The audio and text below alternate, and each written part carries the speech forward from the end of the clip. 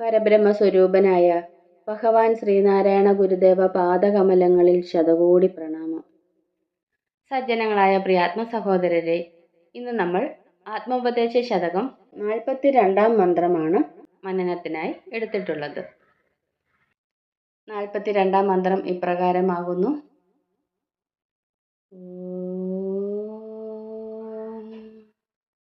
ഇതമറിവെന്നതിലാദ്യമാം ഇതെന്നുള്ളതു സമതന്റെ വിശേഷമാണു ബോധം.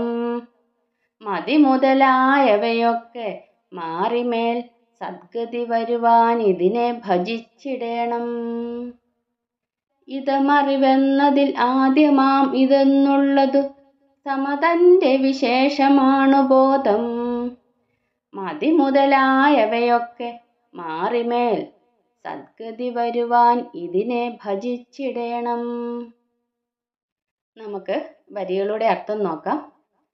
ഇത് അറിവ് എന്നതിൽ, ഇത് അറിവാണ് എന്ന വാക്യത്തിൽ ആദ്യമാം ഇതം എന്നതുകൊണ്ട് അർത്ഥമാക്കുന്നത് സമയുടെ സാമാന്യ ശക്തിയെയാണ്. തൻ്റെ സാമാന്യ ശക്തിയായ സമയുടെ വിശേഷമാണ്, വിശേഷജ്ഞാനമാണ് ബോധം, അറിവെന്നുള്ളത്. ബോധമെന്ന് പറഞ്ഞാൽ അറിവെന്നുള്ളത്. മതി മുതലായവയൊക്കെ, അന്ധകരണ വൃത്തികളൊക്കെ മാറി ഇല്ലാതായി മേൽ എല്ലാറ്റിനും ഉപരിയുള്ള സദ്ഗതി വരുവാൻ, സത്യനിഷ്ഠ വരുവാൻ ഇതിനെ, സമയുടെ സാമാന്യമായ അറിവിനെ ഭജിച്ചിടേണം, ഇടവിടാതെ ധ്യാനിക്കണം. ഒരിക്കൽ കൂടി അർത്ഥം പറയാം.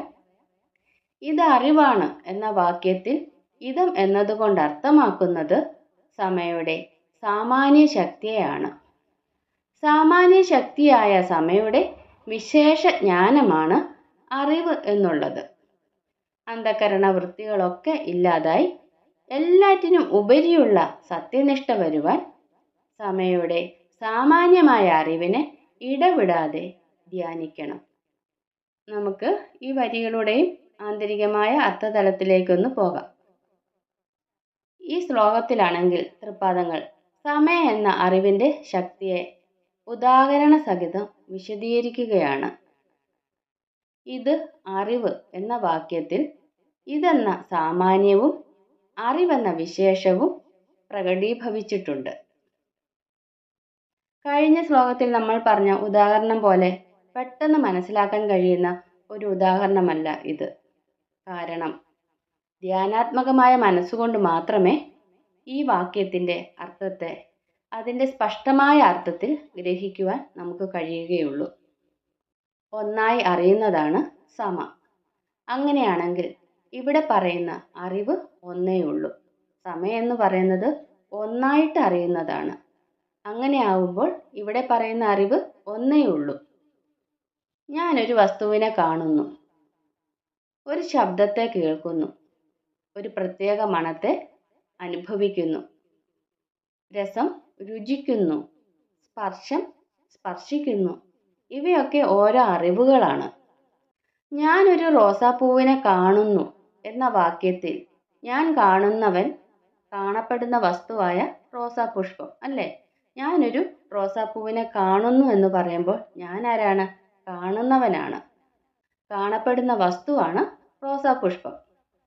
എന്നെയും റോസാപുഷ്പത്തെയും ചേർക്കുന്ന കാണൽ എന്ന പ്രക്രിയ ഇത്രയും കാര്യങ്ങളെ വ്യവച്ഛേദിച്ചറിയുവാൻ കഴിയണം. അപ്പോൾ കാണൽ, കേൾക്കൽ, സ്പർശിക്കൽ, രുചിക്കൽ, ചിന്തിക്കൽ ഇതെല്ലാം എന്താണ്? അറിവാണ്. ഇവിടെ പറയുന്ന ഈ അറിവിനെ മാത്രം നമ്മൾ ഏകമായി അറിയണം. ഒരേ ഒരു അറിവാണ് കാഴ്ചയായും സ്പർശമായും ഒക്കെ വരുന്നത്. അറിവിൻ്റെ ഐക്യത്തെ വിശേഷിപ്പിച്ചെടുത്ത് മനസ്സിലാക്കാൻ കഴിയുകയാണെങ്കിൽ ബുദ്ധിയിൽ സംഭവിച്ചുകൊണ്ടിരിക്കുന്ന ഭ്രമാത്മകത പാടെ പോയി പോകും. സത്തായിരിക്കുന്ന അറിവിൽ നിഷ്ഠ കൈവരും. അതുകൊണ്ട് എപ്പോഴും നാം എന്തറിയുമ്പോഴും ഇതറിവ്, ഇതറിവ് എന്ന് നാം മനസ്സിൽ ഭജിച്ചുകൊണ്ടിരിക്കണം. എല്ലാം അറിവ് മാത്രം.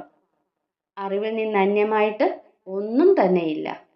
ഇങ്ങനെ അറിയുമ്പോൾ നമുക്ക് സദ്ഗതി വരും. സജ്ജനങ്ങളായ പ്രിയ ആത്മസഹോദരരെ, ആത്മോപദേശ ശതകം 42-ാം മന്ത്രത്തിൻ്റെ ലഘുവായ വ്യാഖ്യാനമാണ് നമ്മളിവിടെ നടത്തിയത്.